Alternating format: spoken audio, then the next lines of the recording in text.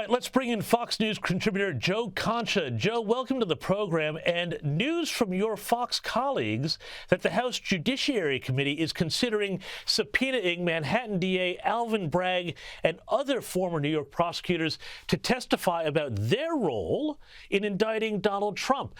Got to ask you, Joe, should Bragg be worried about this, or does this just represent a further politicization of the justice and political system in the U.S.?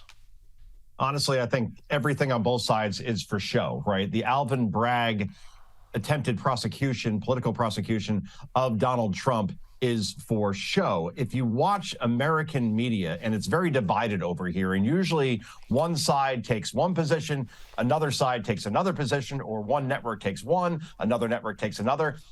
Rarely have we seen agreement across networks like Fox, CNN, MSNBC, CBS, NBC. If you listen to legal analysts on all those networks, they almost all say that this case is beyond weak, pathetically weak, should never have been brought forth in the first place. So on Bragg's part, he's doing this, I believe, just for show, just to drag out and drag through Donald Trump's name while he's a presidential candidate. So this hangs over him for the next 9 months, because remember, the jury trial is not supposed to happen until January of 2024. What happens then? That's when the first votes are cast in Iowa.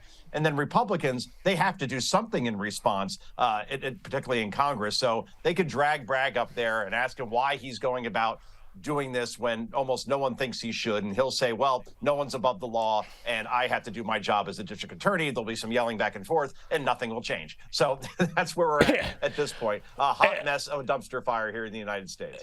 Absolutely it is. And I remember watching, some of the CNN commentators when the indictment came down, and they looked at it and they all got this crestfallen look on their face like they'd just gotten bad news from home or something. But even though everybody has agreed that this case is pretty much bogus, other people are saying that some of these other cases, including the Georgia election case, could be real trouble for Donald Trump. Are we missing the main game here in participating in this Alvin Bragg circus?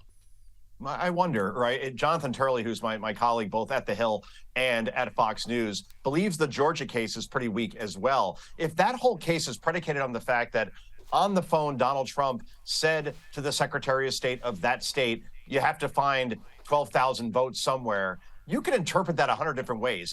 Donald Trump is many things.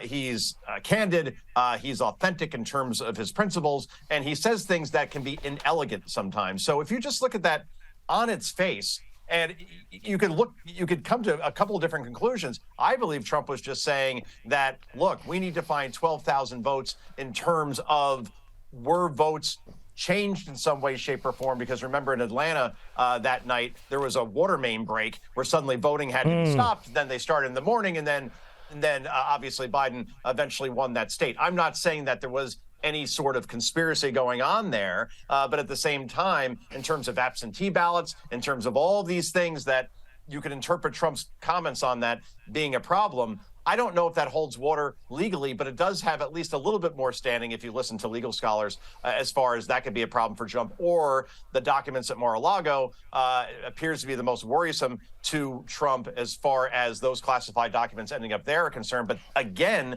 you could point to Joe Biden having documents in 5 different locations, much less secure, that he took not only as vice president, but as a senator. So if you're going to charge Trump there, okay, but you better do the same thing to Joe Biden and, by the way, to Mike Pence, who also suddenly found classified documents that he shouldn't have had. In other words, it seems like everybody is doing this. So I don't know if any of this with the American people, the court of public opinion, it holds water as a high crime to the point that you take out a presidential candidate who happens to be a former president.